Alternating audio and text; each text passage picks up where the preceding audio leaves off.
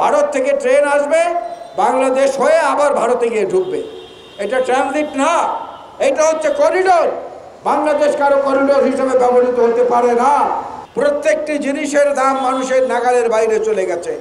শাহ মুয়াজ্জেম হোসেন সাহেব বলেছিলেন, জয়নুল আবেদিন ফারুকের উপরে যে নির্মম ঘৃণ্য আক্রোশ এবং আক্রমণ চালানো হয়েছিল, তার মধ্য থেকে তাকে নিয়ে যে টাড়াহেচ্ছা করা হয়েছে, তাতে মনে হয়েছে ওই যারা এই কাজটি করেছেন সেই কলঙ্কিত লোকেরা পুলিশ বাহিনীর লোক না, তারা পুলিশ লীগের লোক। এবং এই লীগ করতে করতে আজকে দেশটাকে একটা খেলাধুলার বস্তুতে পরিণত করেছেন। গতকালকেও আওয়ামী লীগের সাধারণ সম্পাদক সাভারে তাদের জনসভায় বলেছেন, আবার বলেছেন খেলা হবে, খেলা খেলা আবার শুরু হবে, অমুক জায়গায় খেলা হবে, তমুক জায়গায় খেলা হবে। এত খেলাধুলার ইচ্ছা, তারপরেও কারো কারো সংসার টেকে না, চলে যায়, একাকী নিঃসঙ্গ জীবন যাপন করতে হয়। তো এত যখন খেলাধুলা করার ইচ্ছা, রাষ্ট্রকে নিয়ে দয়া করে খেলবেন না, সাধারণ মানুষের জীবনকে নিয়ে দয়া করে খেলবেন না। আজকে বাজারে গেলে মানুষ অস্থির হয়ে যায়, মানুষের ব্লাড প্রেশার বেড়ে যায়, হৃদরোগের যারা রোগী তারা বাজারে গেলে তারা অসুস্থ হয়ে পড়েন। প্রত্যেকটি জিনিসের দাম মানুষের নাগালের বাইরে চলে গেছে। মানুষ দুবেলা ঠিকমতো খাওয়ার জন্য যে প্রোটিন তার শরীরে দরকার, সেটা এখন সংগ্রহ করে খেতে পারে না। All Time Roma. Taste it, love it.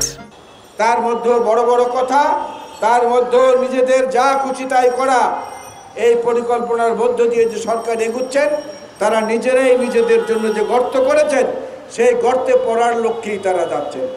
যারা কথায় কথায় যুক্তি দেখায়, ভারতে না হলে আমাদের কি হবে, ভারতে না হলে আমাদের কি হবে, তাদেরকে বলতে চাই, ভারতের সঙ্গে বৈরী সম্পর্ক আমরা কেউই চাই না, কিন্তু আমাদের নিজেদের স্বার্থ বিকিয়ে দিয়ে ভারতের ঋণ আজীবন বলে শোধ করতে হবে, এই নীতিতেও বাংলাদেশের মানুষ বিশ্বাস করে না। ভারতের সঙ্গে কোনো ট্রানজিট নয়। আজকে আওয়ামী লীগ সভানেত্রী জাতীয় সংসদে যা বলছেন, এই কথা বিকৃত ব্যাখ্যা।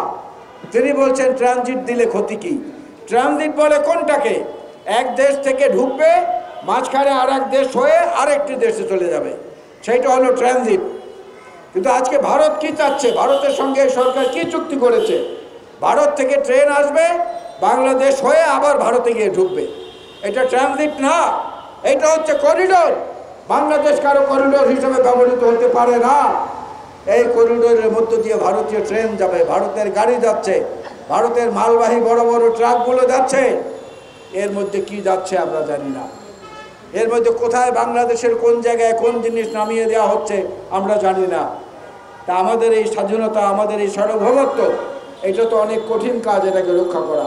সুতরাং সেই দায়িত্ব পালন করতে গিয়ে ভবিষ্যতে আরও অনেক বেশি কঠিন এবং কঠোর আন্দোলন আমাদেরকে করতে হবে, রাজপথে থাকতে হবে, প্রতিবাদী হতে হবে। তাহলেই কেবলমাত্র মুক্তি মিলবে। না হলে এই বাংলাদেশের স্বাধীনতা, সার্বভৌমত্ব এবং আমাদের জাতীয় গৌরব, স্বাধীনতা যুদ্ধের যে মূল প্রতিপাদ্য, তা কোনো দিনই এদেশে বাস্তবায়ন হবে না। এবং আওয়ামী লীগ সেইখানে নেতৃত্ব দিয়ে সেটাকে কোনোভাবেই সুষ্ঠুভাবে সম্পন্ন করতে পারবে না।